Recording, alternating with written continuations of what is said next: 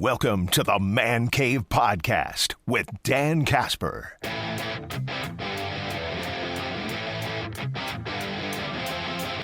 As we usually do, we'll take a look at the numbers to open up this thing. Let's start on the offensive side. Lions, they're a top 5 team in the National Football League in terms of yards per game. The only teams that are higher than them, you got the Dallas Cowboys, the Indianapolis Colts, and the Buffalo Bills. The Detroit Lions averaging 378.5 yards per game. Green Bay, just outside the top 10, 338.9 yards per game. If you break it down by the passing attack, Lions top 10, 238.6 yards per game, whereas Green Bay a little bit more in the middle of the pack, 222.5. Rushing, yeah, there's only 2 teams that are better than Detroit right now in terms of running the football per game. Buffalo, 147.2. Chicago, 142.3. And then Detroit, 139.8. Again, Green Bay, about the halfway mark, 116.5. In terms of scoring, there is only one team that is better than the Detroit Lions in points per game. That is the Colts. The Colts are the only team right now that are averaging over 30 points per game, 31. You got the Lions, 29.6. Green Bay just outside the top 10, 23.9. Defensively, Green Bay, in terms of yards allowed per game, a top 5 team, 278.7 yards per game. The only teams better than them, Houston, Cleveland, and Denver. Detroit's not shabby either. They're 4, 5, 6, 7, 8, 9. They're 10th, 312.3 yards per game. If you break it down in terms of passing, Green Bay, just outside of a top, they are 5. 5th best in the National Football League in passing yards per game, 182.3. Just Buffalo, Cleveland, Houston, and the Chargers ahead of them. Detroit's about halfway. They're giving up about 210.5 yards per game. Rushing defense, Green Bay's fallen just a little bit, but they're still a top 10. Green Bay just giving up 96.5 yards per game on the ground. Detroit, I think they're 1, 2, 3, 4, 5, 6, 7, 8, 9, 10, just outside the top 10, 101.7. And then in terms of points allowed per game, Green Bay, 1, 2, 3, 4, 5th best, 18.4. Detroit's not far behind them, 22.1. So those were just some of the numbers right now in terms of where the Packers and the Lions match up. But does that tell the whole story? Yeah, maybe not. Maybe not. So let's take a look at this. What are some of the key matchups? What are some of the keys to victory in this ballgame? I think one of the biggest keys is going to be this Packers defense going up against Jahmyr Gibbs. Jahmyr Gibbs is a playmaker. Jahmyr Gibbs is a dynamic football player. Running, in the receiving game, I mean, he's all over the place. The Packers in their Week 1 matchup did an absolutely fantastic job at stopping Jahmyr Gibbs. And that, to me, was a big reason why Green Bay was able to come away with that 27-13 victory. They stopped the run altogether.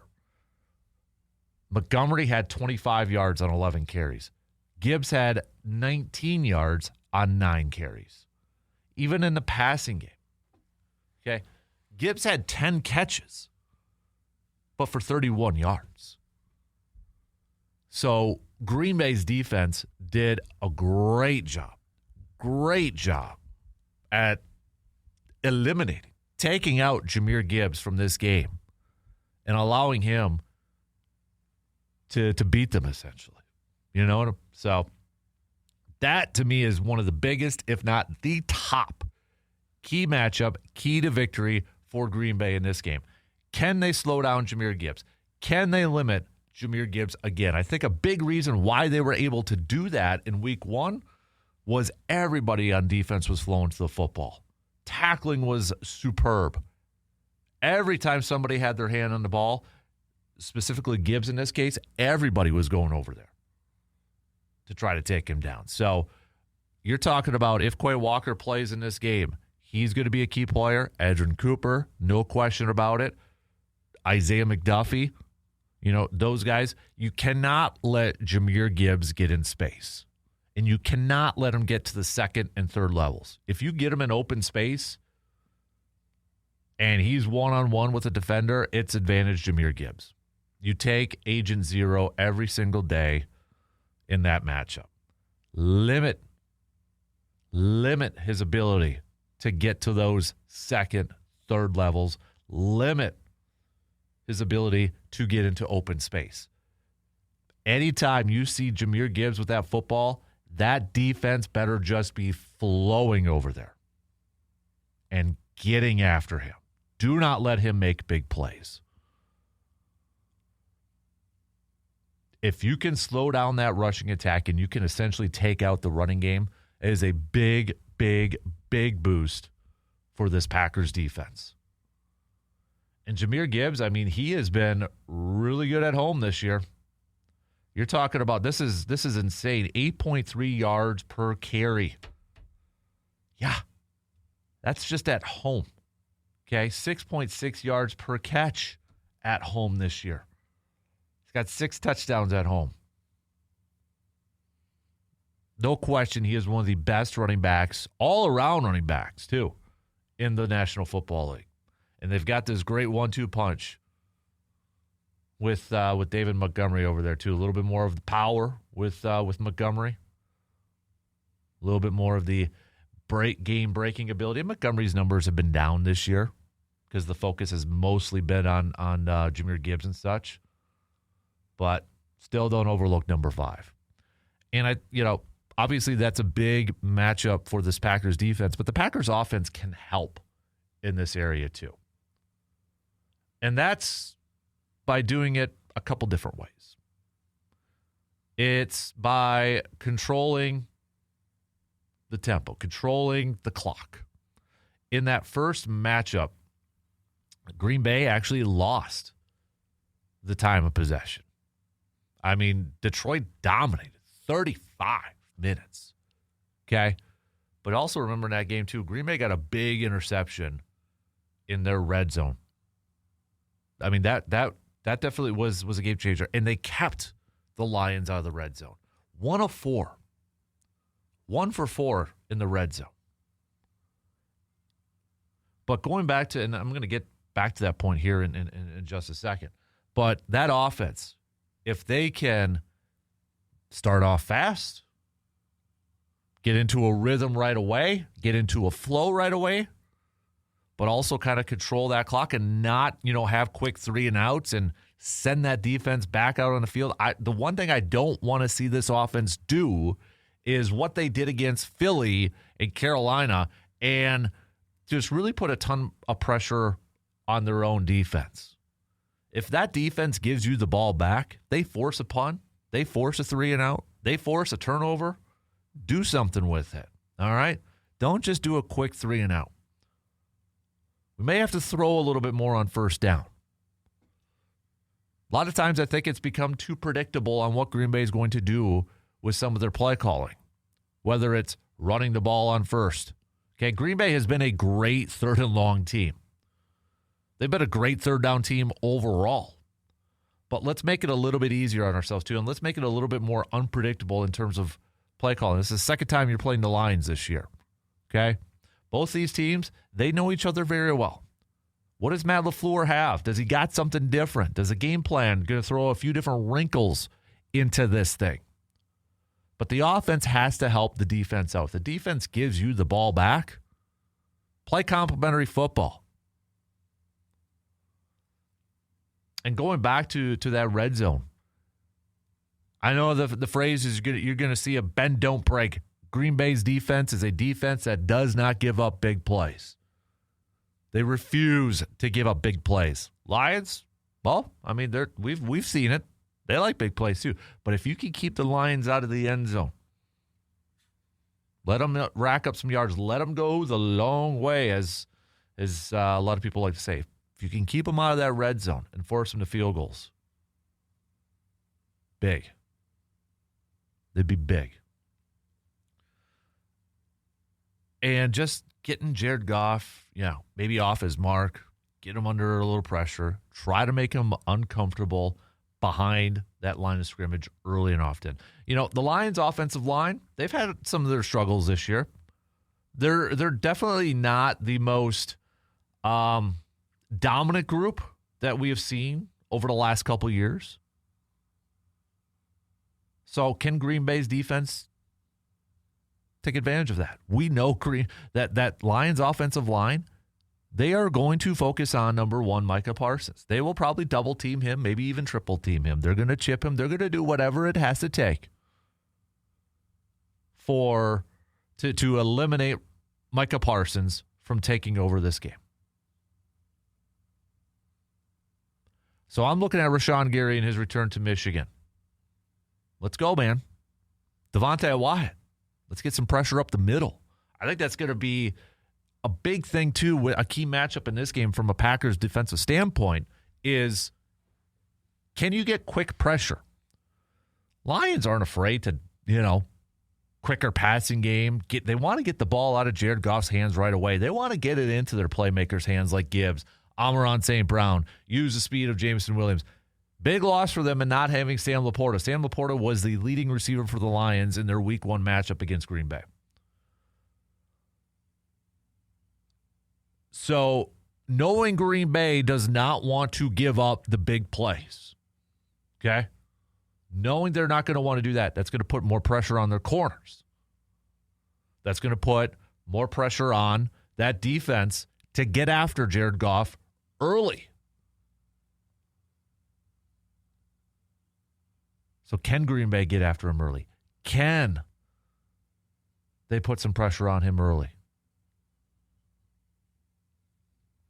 And then, back to the Packers offensive side of things, when you look at this Week 1 matchup, and I don't want to take away too much from Week 1 because, we're in, Week 13 or whatever, so a lot of things have changed at this point. But you look at, Jordan Love, he was 16 of 22 in this game.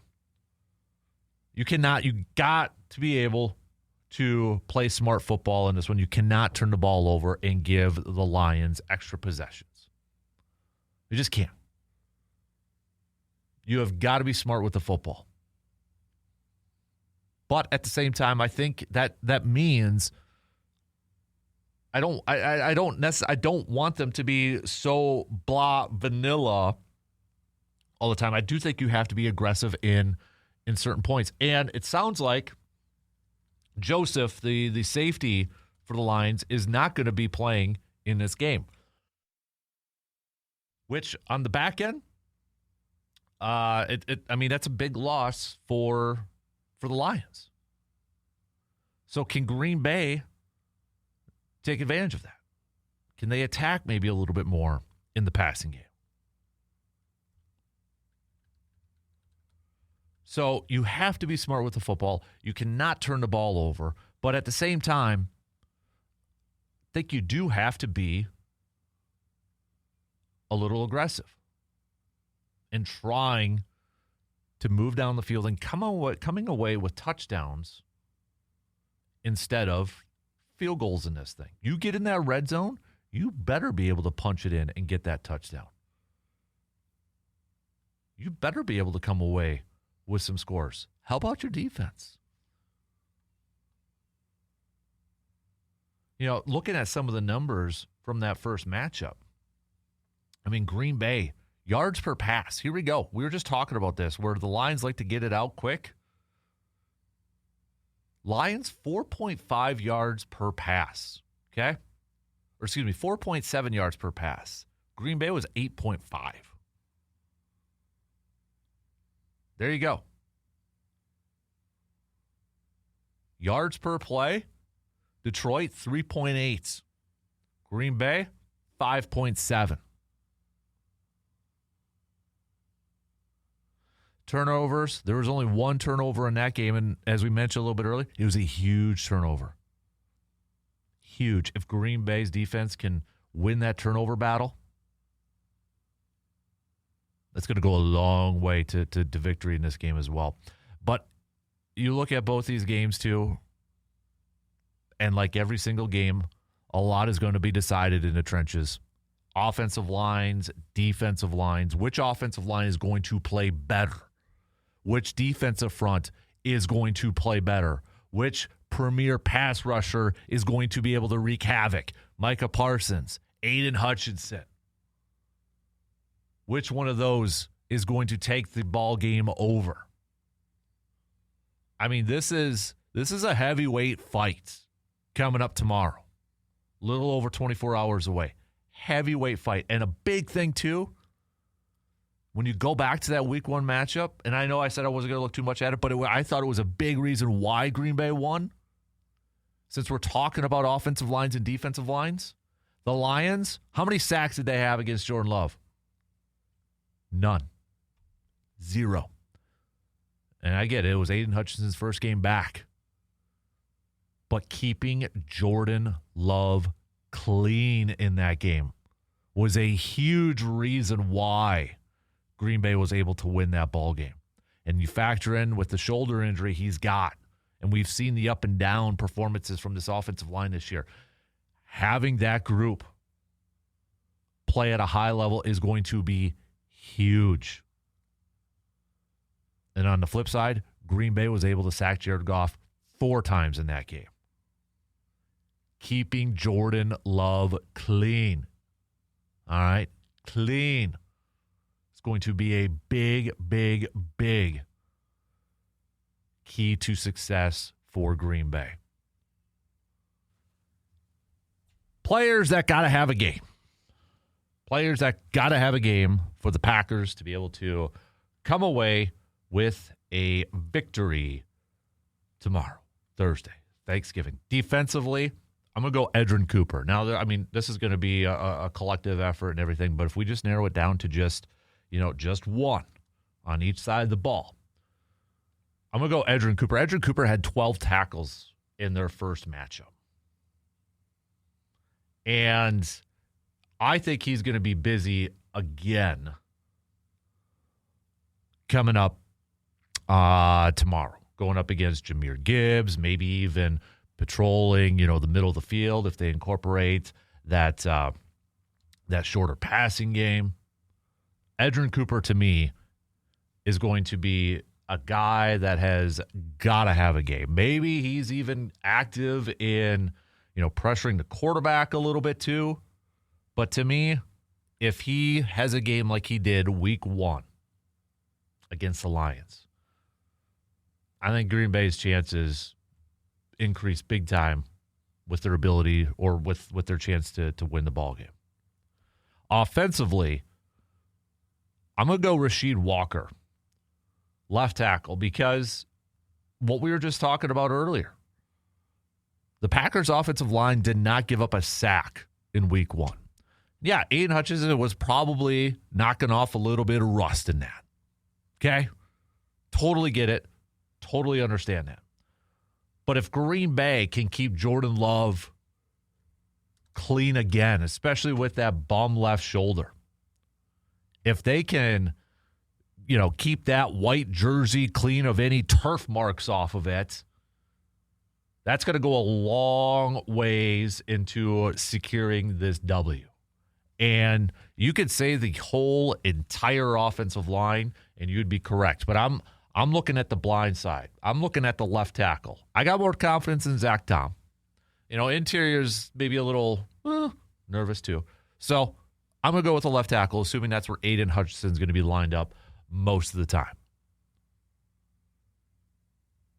So my players for Green Bay that have got to have a game: Edgerrin Cooper and Rasheed Walker.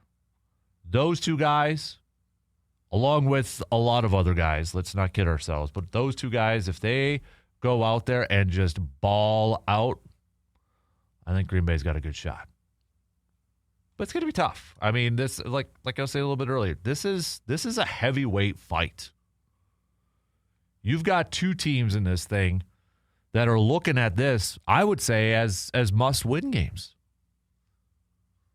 Green Bay right now, second in the division. Detroit, third in the division. And I know there's 6 games left to go, and there's some big time matchups to go on here, and the season isn't going to be, defined by the result of tomorrow's game. But I mean, right now Detroit's on the outside looking in if the playoffs started today. And if they lose tomorrow, they're just going to be a little bit further behind. Whereas Green Bay,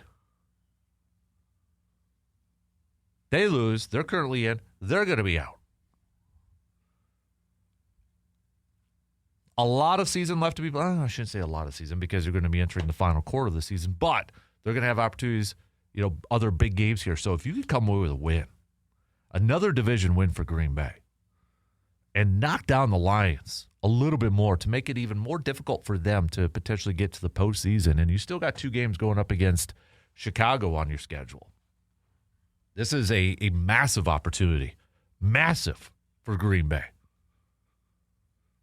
And they have the opportunity to maybe answer some questions that people still have about this ball club. Maybe more so on the offensive side. Because let's not kid ourselves. I mean, even going back to the telecast on Sunday, Joe Davis, Greg Olsen, those guys, they were also saying, this offense, it's kind of confusing. A little bit of an unknown yet. And probably at this point in time, as we wrap up November, probably not what you want to say about your offense, but they're not wrong. And you got a lot of, and I know they're talking heads, and, even us fans question it too, but there is this how good are they? Can they beat these great teams? Can they beat teams that are also Super Bowl contenders? You go into Detroit and you come away with a W? Not only would that silence some of the doubters, some of the critics out there, but hey, that would be a huge confidence boost within that locker room. That would make this mini bye week, if that's what you want to call it, a whole lot sweeter if you could go into Detroit and pick up that W and sweep the season series against the Lions. There's no question this is a big game for both sides, and for a lot of the same reasons, but also, I mean, maybe for a couple different reasons too. Detroit's probably just looking, okay, we got lucky. We squeaked by against the Giants. They've shown maybe some weaknesses this year. They haven't been as dominant, I think, as they thought they would be expected, and rightfully so. The level, that bar is incredibly high in terms of expectations and goals this year, and maybe quite haven't hit that mark. But this is, I'm nervous. It's a good nervous. I feel like I'm getting ready to suit up and get into this fight here too. But what a heck of an opportunity for Green Bay right now. What an absolute opportunity for them to go in there, get that W, move to 8-3-1.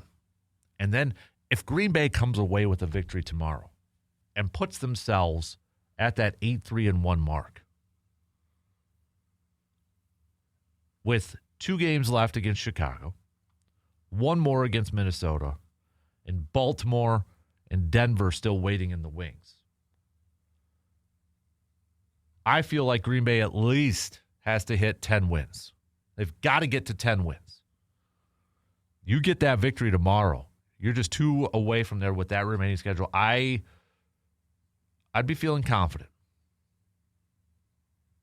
You can win your division games. Somehow you win the majority of your division games, you're going to be in a good spot. You're going to be in a really good spot. I mean, Chicago right now is 1-2 in a division. Green Bay, 2-0. Detroit, 1-2. Minnesota, 2-2.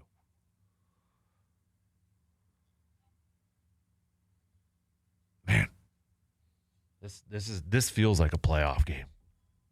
This feels like a playoff game. There's been a lot of Packers Thanksgiving Day games over the years. Last year we had one against the Dolphins. I mean, we've had them against the Bears, a lot of them against the Lions. Not many over the years have come with this much intensity, maybe a lot on the line. The quality of the teams for both of these teams, the quality of the division overall, the NFC. Not many have felt like, this is kind of like a playoff game. 2023 definitely did. Jordan Love's first year as a starter to go in there and pick up that huge win. But looking at the current state of how everything is shaping up for the NFC North and the NFC and looking at where these two teams currently stand in the standings, you can't ask for anything better right now. My bold prediction for Packers-Lions. Whoever wins this game will be the division winner. That's my bold prediction. I know Chicago's there, and they're in first right now. They got Philly coming up on Black Friday. Now, if Chicago somehow wins that game, then that changes the ballgame. I think that's the one. Yeah. But what I don't think helps Chicago is that Philly just blew a 21-point lead, and they're not going to be happy. Yeah, they're not going to be happy. So I feel like whoever wins this Packers-Lions game will end up winning the division. If the Packers win, they're going to move to 3-0 in the division. And with 2 wins over Detroit. Exactly. With 2 games still to go against Chicago. Yep. No, yep. That makes a lot of sense to me. So my bold prediction, this is for the division championship. Tomorrow's game. Packers-Lions. I kind of mentioned it a little bit earlier, Brandon, too. Like, I could probably count on my hand the importance or the intensity or the matchup with these Packers-Lions Thanksgiving Day games. A lot of them didn't mean a whole lot. But you look at 2023, I'd put that one up there with Jordan Love's first year as a starter. They go in there and get a big win that helped propel them for that late run. And I'd put this one right up there, too. Because of I believe the winner of this is going to win a division, but also the state of the NFC, the state of the NFC North. Right now, the Packers are in the playoffs. They lose, they're out. Detroit right now is out, and if they lose again, they're going to fall further down. But if they win, they're back in it. I mean, it's kind of like a Thanksgiving Day playoff game, really, when you look at it. Right? Yeah, and I mean, this is just the games tomorrow have worked out very well for the NFL. They have because, and that's something suddenly else. That Chiefs-Cowboys game, the Cowboys are right there. Obviously, the Chiefs need it. The Cowboys need it to main. And then you go into the night game, Joe Burrow back. Yep. Baltimore's now back in first place in their division. So, yeah, it worked out perfect. It often does for the Shield, but it certainly did here where I have a feeling those games are going to do some monster ratings. Yeah. I mean, you look at the lines, Detroit's 2.5, which, neutral field would be even, which is fair. Kansas City's 3.5 on the road, which I understand that. Yep, but that makes sense. Detroit, Dallas, I think defensively has been better with the Williams trade. Offense, they know how to move the football. They have the ability to move the ball. George Pickens, I mean, that's been a great move for them. Yeah. And then, Baltimore's favored by 7, but the Joe Burrow effect, I think. That's a wild card there. Yeah. I mean, if he's feeling good coming back, I mean, he could be slinging that. You're going to have Jamar Chase back. He's going to be pumped up, ready to go, hopefully, And even the Black Friday game with Chicago at Philly. Yeah. With how those two teams are performing this year. So, I mean, if you like your NFL on Thanksgiving weekend, I mean, it worked out perfect. It did. And I'm always a fan of the Black Friday college games. Yeah. I love the fact that there's enough all day. Mm-hmm. And then, I don't know, I always end up watching Nebraska, Iowa. I don't know why. Yeah. But there's some other good ones in there too. Like last year, that epic Georgia Tech game. Mm-hmm. So it's a fun time of year.